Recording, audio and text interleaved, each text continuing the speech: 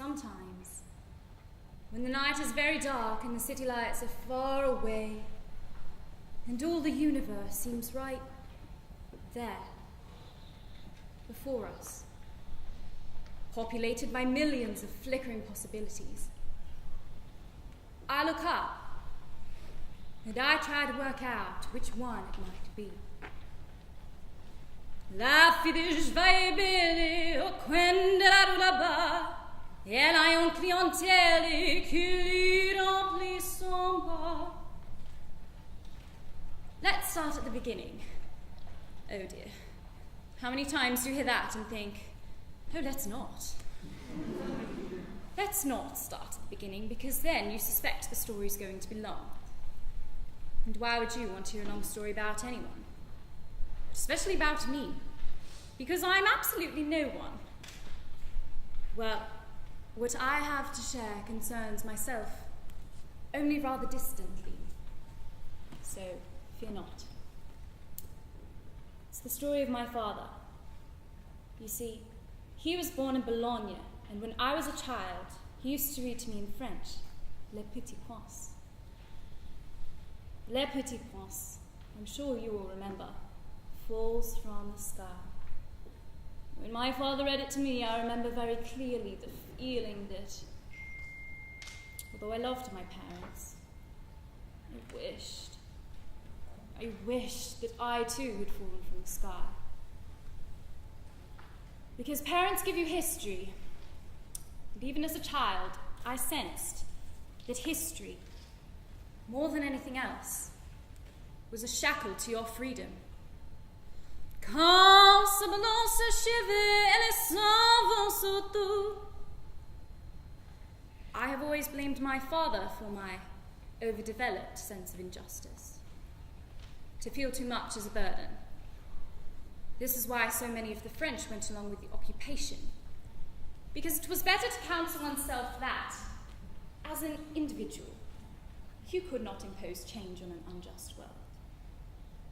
History is full of the records of populations who just accepted, because it is fundamental, is it not, to human capacity to adjust, to be per se realistic. Well, not according to my father. In June 1940, he listened to Charles de Gaulle make his address on BBC radio. Has all gone? He asked. Is defeat definitive? And my father, as he tells it, leapt up and shouted, "Non!" And he ran off and joined the French resistance, the Pharisees, who risked their lives by diverting freight shipments and destroying long stretches of railway track. He was 19 years old. Now, in just walking the street, I see 19-year-old boys with fashionable holes all over their bodies, smelling of marijuana, and listening to iPods playing music by rap singers calling their women bitches. At the same age, my father sat in a concentration camp, having blown up a bridge in defense of his country. Arrested on April 12th, 1942, he was due to be transported to Dachau on a day in May, but on the day he was to leave, Piaf visited his camp in Les Truthof. There are lots of stories you may have heard about Edith Piaf, the Little Sparrow, who better than any other represents France in the eyes of the world. Piaf could somehow collect the hearts of any listeners into one diabolically beautiful grasp. You know, sometimes I'm standing in a supermarket and I'm contemplating frozen lasagna. I'm thinking, am I feeling just a little bit Italian tonight? And the thought of defrosting it and watching Midsummer Murders just about kills me. I can't understand how someone of my invisibility can carry a sorrow so big it feels the size of the United States Library of Congress in Washington. My sorrow wouldn't fit in its book stacks. Well, luckily for us, Piaf symbolized that peculiar equation.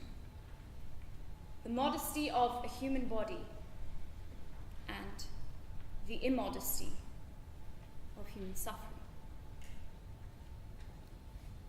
During the war, Piaf often sung at social events for the German forces and was allowed to visit French prisoners in the camps to boost their morale. One night, in Les Truthoff, she sang in the dining hall, a tiny figure in trademark black, surrounded by her musicians. She was 28 years old.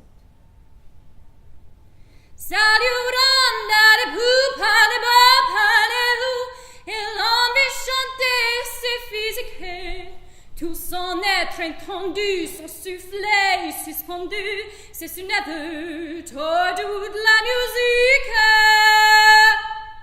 The prisoners exploded into rapturous applause and surged forward, surrounding her. She was so tiny, it was chaos. The German guards were trying to pull her out of the crowd and away to the waiting vehicles.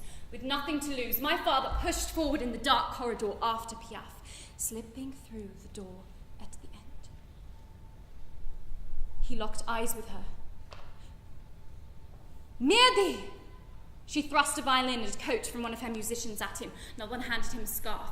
The soldiers were pushing them towards the cars. Edith grabbed him and pulled him in after her. The car doors slammed. Nobody spoke. Cars began to move. Camp gates opened. The cars passed through.